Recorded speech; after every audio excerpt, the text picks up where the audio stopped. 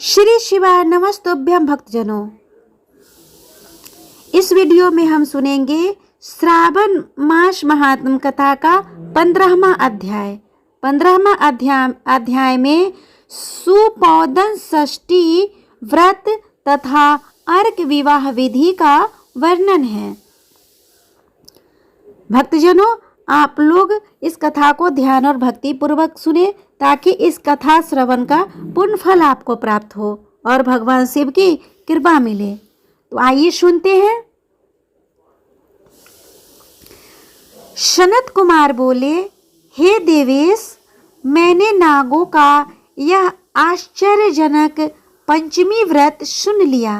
अब आप बताइए कि षष्ठी तिथि में कौन सा व्रत होता है और उसकी विधि क्या है। ईश्वर बोले, हे विप्रेंद्र, श्रावण मास के शुक्ल पक्ष के षष्ठी तिथि को महामृत्यु का नाश करने वाले सुपौदन नामक शुभ व्रत को करना चाहिए।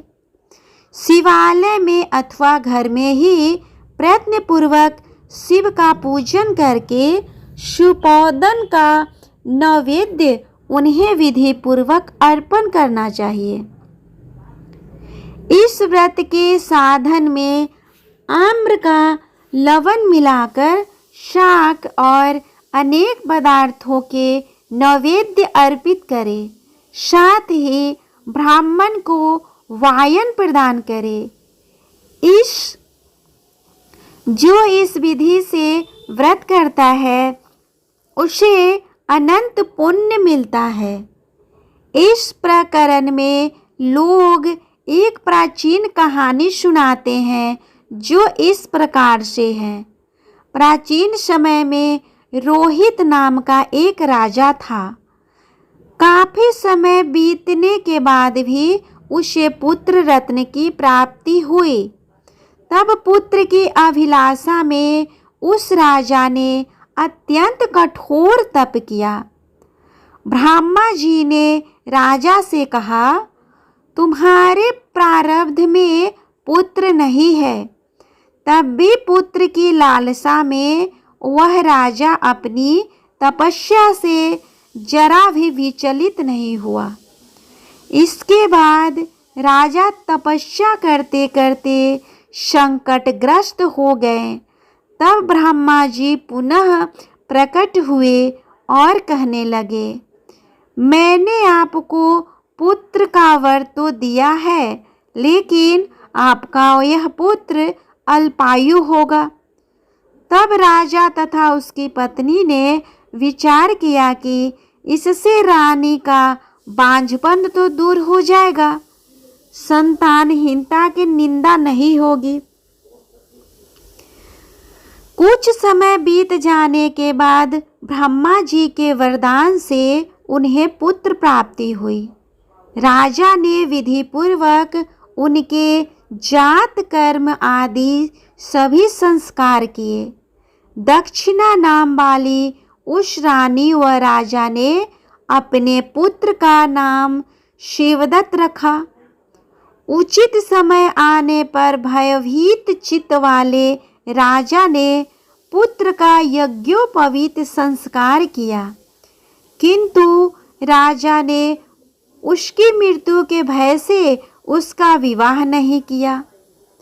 तदंतर 16वें साल में उसका पुत्र शिवदत्त मृत्यु को प्राप्त हो गया तथा ब्रह्मचारी की मृत्यु का स्मरण करते हुए राजा को बहुत चिंता होने लगी कि जिन लोगों के कुल में कोई ब्रह्मचारी मर जाए तब उसका कुल खत्म हो जाता है और वह ब्रह्मचारी की दुर्गति में पड़ जाता है। सनत कुमार बोले, हे देवलोक, हे जगन्नाथ, इसके दोष निवारण का उपाय है या नहीं? यदि उपाय है तो अभी बताइए, जिससे दोष की शांति हो सके। ईश्वर बोले, यदि कोई संतान अथवा ब्रह्मचारी मर जाए तो अर्क विधि से उसका विवाह कर देना चाहिए।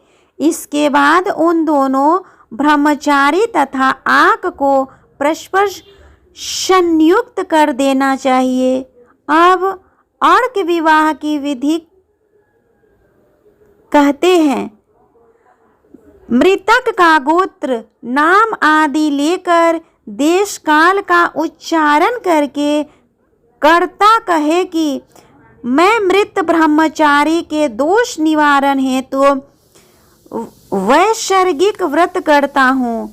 सर्वप्रथम सुवर्ण से अभ्युदयिक करके अग्नि स्थापन कर आघात होम करके चारों आहुतियों ओम भूः ओम भुवः ओम स्वः ओम महः से हवन करना चाहिए। इसके बाद व्रत अनुष्ठान के उत्तम फल के निमित्त व्रतपति अग्नि के संपादन दनार्थ विश्व देवों के लिए घृत की आहुति डाले। उसके बाद सुष्टकृत होम करके अवशिष्ट होम संपन्न करे। पुनः देश काल का उच्चारण करके इस प्रकार बोले, मैं अर्क विवाह करूंगा।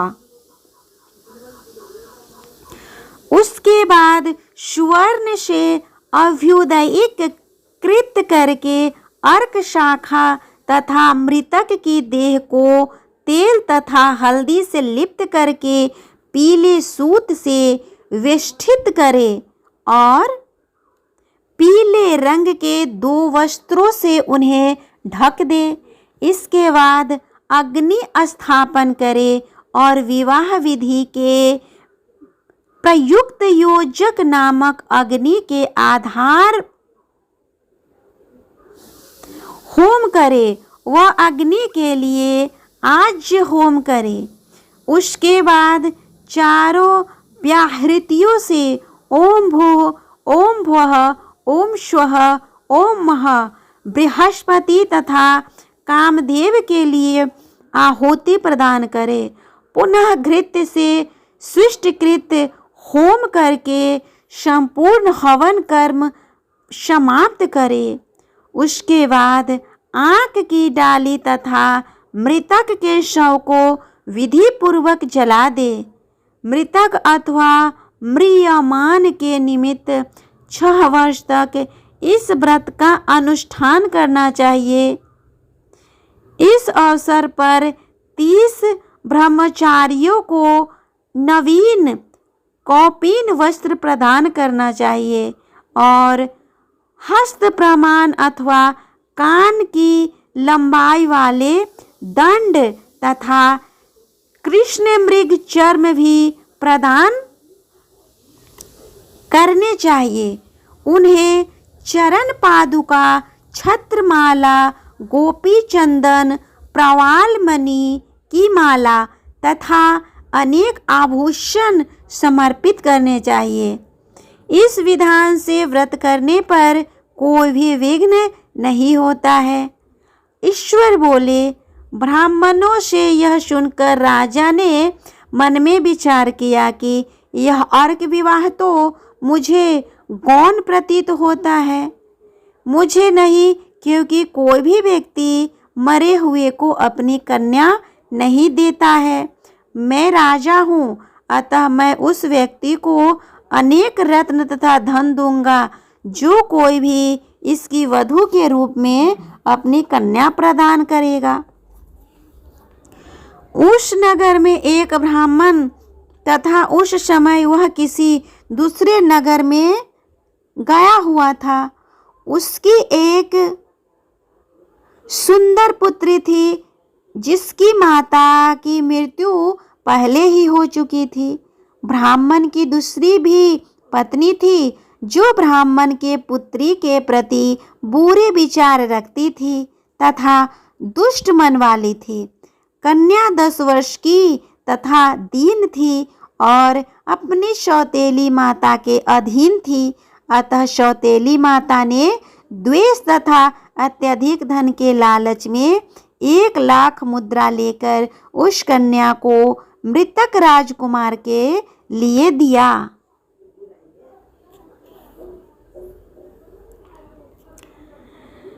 कन्या को लेकर राजा के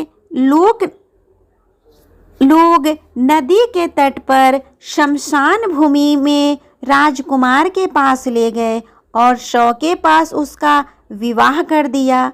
इसके बाद विधान पूर्वक शव के साथ कन्या का योग करके जब वे जलाने की तैयारी करने लगे तब उस कन्या ने पूछा, हे सज्जनों, आप लोग यह क्या कर रहे हैं? तब वे सभी दुखित मन से कहने लगे कि हम लोग तुम्हारे पति को जला रहे हैं। इस पर भयभीत होकर बाल स्वभाव के कारण रोती हुई उस कन्या ने कहा, आप लोग मेरे पति को क्यों जला रहे हैं? मैं जलाने नहीं दूंगी। आप लोग सभी यहाँ से चले जाइए।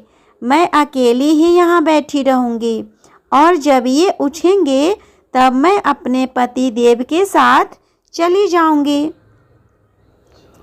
उसका हठ देखकर दया के कारण दीन चित्त वाले कुछ भाग्यशाली वृद्धजन कहने लगे, अहो होनहार भी क्या होता है, इसे कोई भी नहीं जान सकता।